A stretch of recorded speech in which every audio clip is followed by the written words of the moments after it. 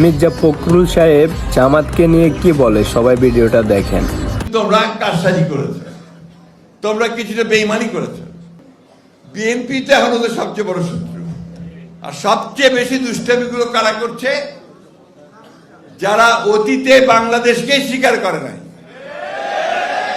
যারা বাংলাদেশের স্বাধীনতাতে বিশ্বাসই করে নাই।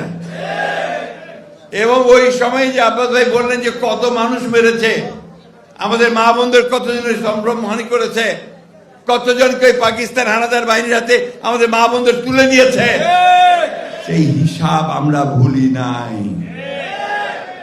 তারপরেও আমরা মনে করি যে রাজনীতি করছেন, রাজনীতি করেন, সিধা রাস্তায় করেন।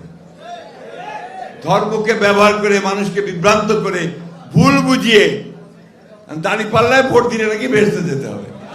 হায় হায়, চিন্তা করেন। তাহলে আর আমার নামাজ পড়া, আল্লাহর কাছে কমপ্লিট সারেন্ডার করা, ইমান আনা, এগুলোর দরকার নাই নাকি? এরা হচ্ছে এই মুনাফিকি করে, এদের এই মানুষকে